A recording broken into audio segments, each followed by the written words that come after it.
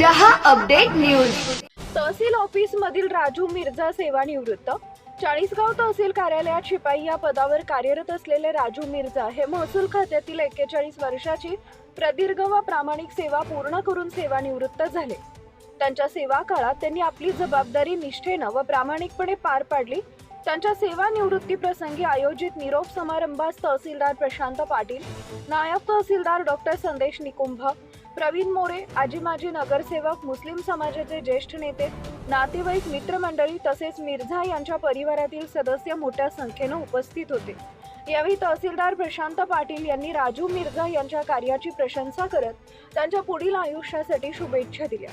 विशेष बाब म्हणजे सेवानिवृत्तीनंतर त्यांना सन्मानपूर्वक शासकीय वाहनाने घरापर्यंत सोडण्यात आले। 41 वर्षांच्या सेवेनंतर मिळालेल्या या सन्मानपूर्ण निरोपामुळे राजू मिर्झा आणि त्यांच्या कुटुंबियांच्या भावना व्यक्त होत होत्या। त्यावर तेच दिसते। तर हे एक चांगली सेवा केल्याचं प्रतीक आहे। तर माझे सहकारी बेगजी, सर्व व्यासपीठावरील सर्व मान्यवर, बेगजींच्या परिवारामधले त्यांचे सर्व सदस्य, मला वाटतं एखाद्या चतुर्थ श्रेणी कर्मचाऱ्याच्या सेंडऑफसाठी एवढ्या मोठ्या प्रमाणावर व्यासपीठ की जिथे मला नावं घ्यायलाही वेळ पुरणार नाही आणि समोर बसलेली एवढी सगळी मंडळी मी पहिल्यांदा माझ्या नोकरीमध्ये पाहतो।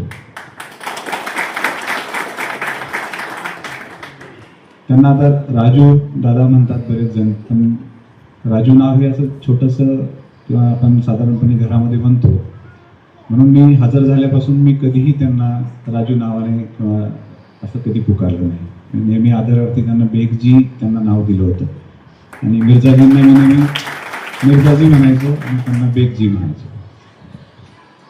आता त्यांचे आपापसातले रिलेशन्स, नंतर त्यांनी आतापर्यंत सगळी केलेली कामं, एकूण 41 वर्षामध्ये 1984 पासून तर आतापर्यंत एवढं प्रदीर्घ काळ सेवा करत असताना वेगवेगळ्या अधिकाऱ्यांबरोबर केलेले काम असेल आणि सर्व मान्यवरांनी त्यांनी केलेल्या कामाचा जो उहापोह केला, म्हणजे साधारणपणे आता मला 2.5 वर्ष झाले, म्हणजे माझी पण आता जायची वेळ आलेली आहे।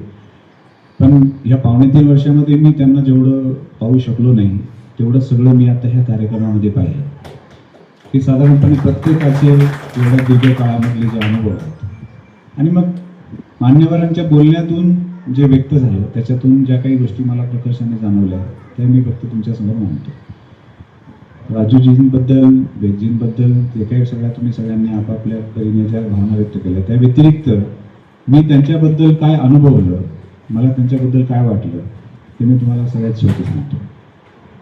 सर्वप्रथम आपण त्या पदाबद्दल जाऊया की जिथे साधारणपणे बापूसाहेब प्रत्येकजण त्याचा उहापोह करतो की साधारणपणे शिपाई म्हणून जेव्हा एखादा व्यक्ती काम करतो त्यावेळेला त्याच्याकडे बघण्याचा दृष्टिकोन किंवा काय पद काय आहे, शिपाई आहे। परंतु बऱ्याच व्यक्तींच्या बोलण्यातून आलं की तुम्ही जे काम करता, जसं सर तुम्ही म्हटलं की तुम्ही जे काम करतात ते किती तुम्ही चांगलं करतात याच्यावरून खरं म्हणजे माणसाची किंमत होते किंवा त्या पदाची उंची त्याच्याने वाढत असते। जसं जाधव साहेबांनी सांगितलं की जसं महादेवाचं दर्शन घ्यायला जाताना बाहेर नंदी असतो। Subscribe now and press the bell icon. Never miss an update.